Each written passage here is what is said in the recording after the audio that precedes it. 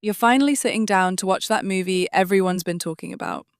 You've dimmed the lights, you've got your water, and you're genuinely excited to sink into the story. But 20 minutes in, during a quiet scene where two characters are just talking, you feel it. A phantom itch in your palm. A sudden, urgent need to know who directed this, or what else that actor has been in, or, more honestly, just to see if anything happened in the 5 minutes since you last checked. You pick up your phone, just for a second, and suddenly the movie is background noise. You're looking at a screen while a bigger screen is looking at you. You aren't watching a story anymore, you're just managing two different streams of light, and you feel hollow. Sex. We call this second screening, but that sounds way too productive. What it actually is the slow motion collapse of our ability to inhabit a single reality. We've become so used to the hyper-compressed, high-velocity pacing of the internet that the unoptimized speed of a film feels like a threat to our dopamine levels. We are the first generation that finds a 2-hour masterpiece too long, but will spend 4 hours scrolling through 15-second clips of nothing. We aren't failing the movie, our nervous systems are just tuned to a frequency that doesn't allow for a slow build. We call like your attention is a broken compass. I need you to know that this isn't a personal flaw. You aren't unintelligent or uncultured. You are living in a psychological war zone where your focus is the most valuable commodity on earth. We are experiencing a systemic colonization of our inner silence. The apps on your phone are designed by people who understand your brain better than you do, and they have successfully convinced you that stillness is the same thing as missing out. You aren't struggling to watch a movie, you're struggling to survive an environment that wants you to be perpetually fractured.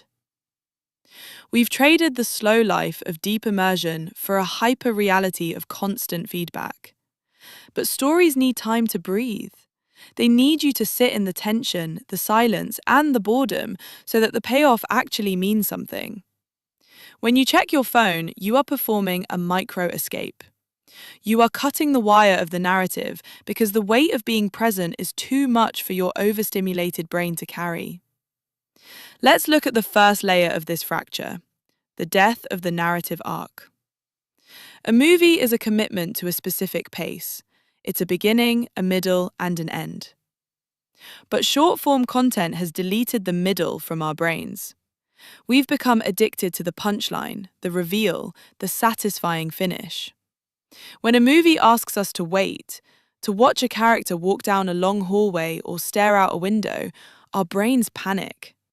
We've been conditioned to think that if something isn't happening every 6 seconds, the system has crashed.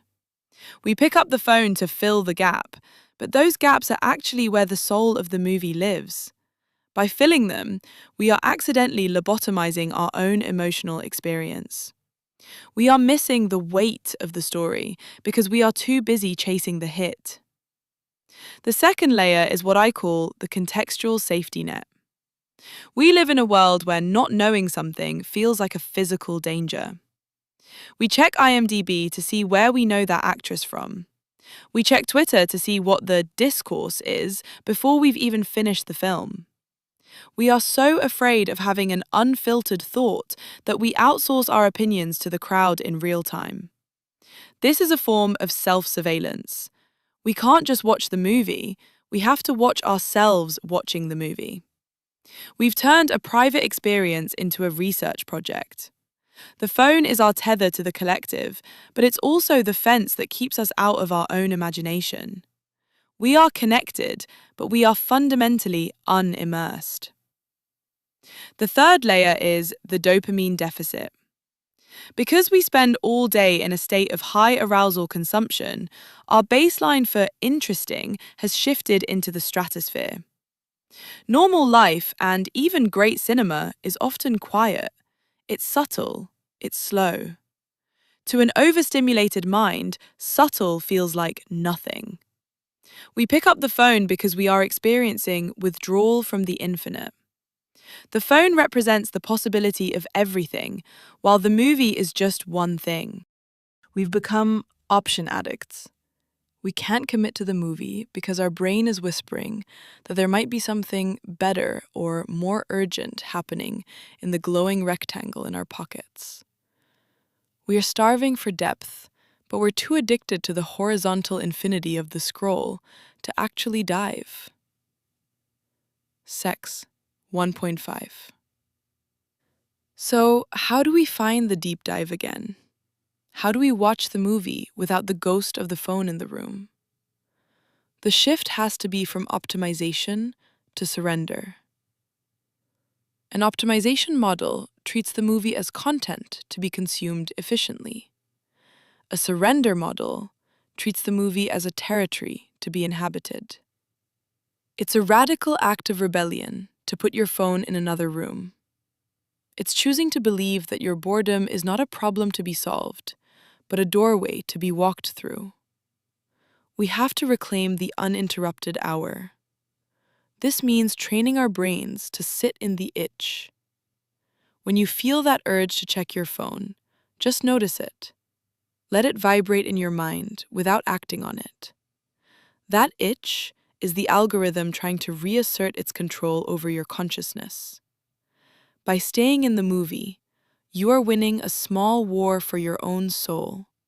You are proving that you are an inhabitant of your life, not just a user of an interface. So I'm not saying movies are more important than real life. I'm saying that the ability to focus on one thing is the foundation of every meaningful human experience, whether it's a film, a conversation, or a sunset. If you can't sit through a movie, you eventually won't be able to sit through a difficult conversation, or a long walk, or a quiet evening with yourself.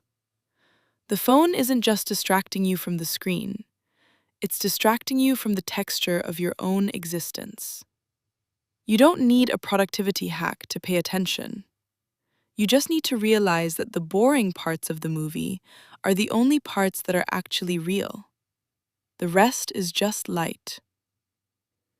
Tonight, if you decide to watch something, try to let it be too slow.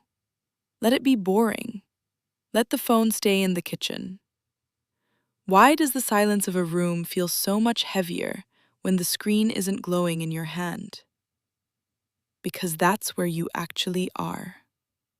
See you.